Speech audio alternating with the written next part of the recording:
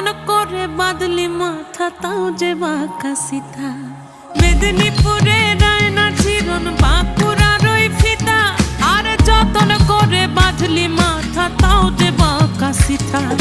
পেছ বাড়ি